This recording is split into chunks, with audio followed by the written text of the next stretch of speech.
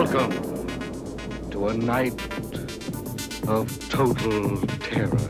In 1968, George Romero brought us Night of the Living Dead.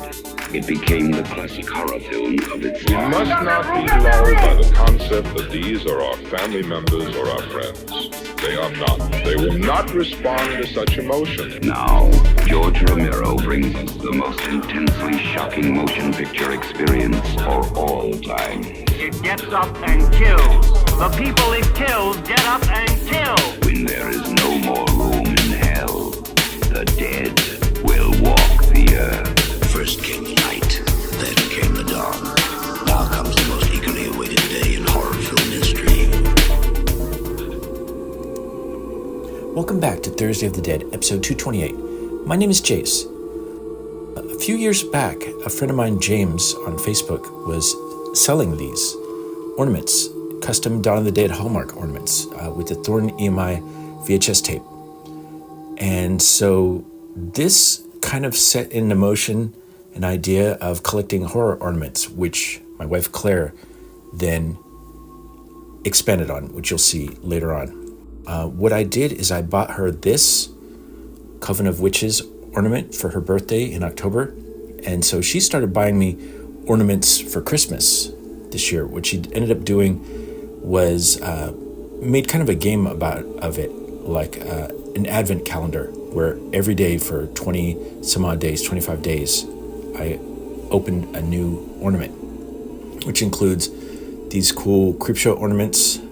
I bought the Belial one after everything was said and done. You know, I had to see what I was going to get and what I still needed to get. There's still a couple that I want to pick up. There's a vampire teeth Christmas ornament made by, I think it's made by Ornaments, that I didn't get, but I will. And so she picked me up these cool things like Freddy. I bought the Bela Lugosi one. I had that on pre-order from Retro Agogo, and it showed up just in time. So here's the Jaws one that James had customized. And so I got into getting these Hallmark Haunted Mansion ornaments this year because I bought a upside down Christmas tree from Michael's after Halloween was over, because it was on clearance. And it's upside down black tree with purple lights, so of course I needed it. And it looks really cool with all these ornaments on it, which you'll see towards the end here. So I mean, she bought me a whole variety of ornaments. Some are great and some are questionable. The little vampire is cool, but like this VHS Evil Dead 2 ornament is great. I hadn't seen that before. Necronomicon is great, of course, too. So to tie into Thursday of the Dead, I consider Evil Dead series basically a zombie movie, a zombie series. And we've got Creepshow, as you can see here.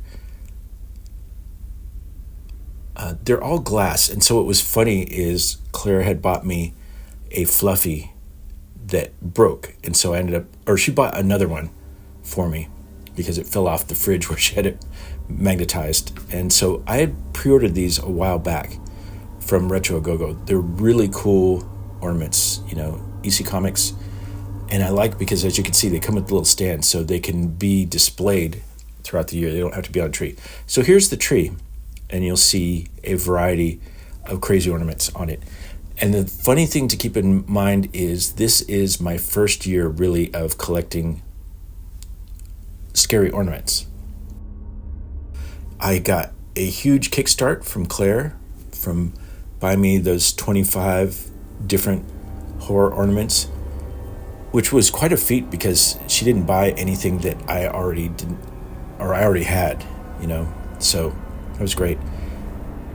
I like Nate from Father's Day is really cool. He's got like moss on him, which is a trip. And so you'll see a little bit later on, like those Haunted Mansion ornaments, they light up and they play music. I press one of them, and I'm not going to include the music because I think that Disney would give me a copyright strike. So here's the Bella from Retro Go-Go, the silver screen edition, which is like black and white. He's really cool. He's big for an ornament. The monster. Trick or Treat Studios did a very good job on their ornament sculpts. They're like substantial, heavy, good sculpts, good paint job. Definitely recommend them. They did a lot of Universal monsters, which I like. I've heard that they've lost the license for Universal, so we'll see what they come out with next year. The creature's cool. I like this Baphomet.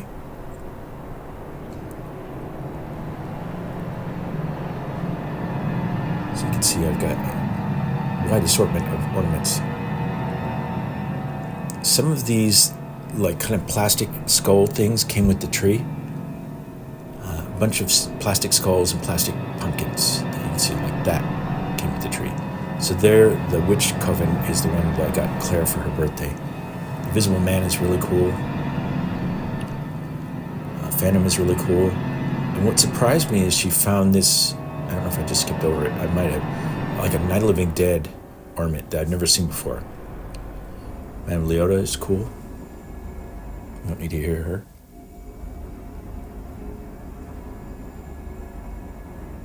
This skull is from Halloween 3, Season of the Witch. I don't know about this little vampire guy, but the coffin is really cool too, from the Haunted Mansion. Lights up and plays the Haunted Mansion theme, which I would get a copyright strike for, I'm sure. Here's Fluffy.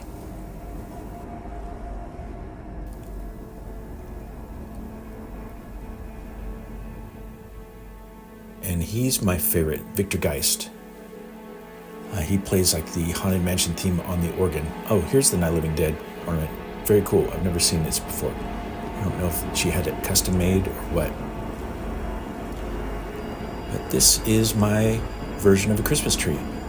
And it just came down, which was kind of my inspiration for doing this video, because once I had them all boxed up and on my bed, I thought, why don't I film them? Of course, I filmed the tree beforehand, just to kind of show what it looked like with all this stuff. But thanks for watching.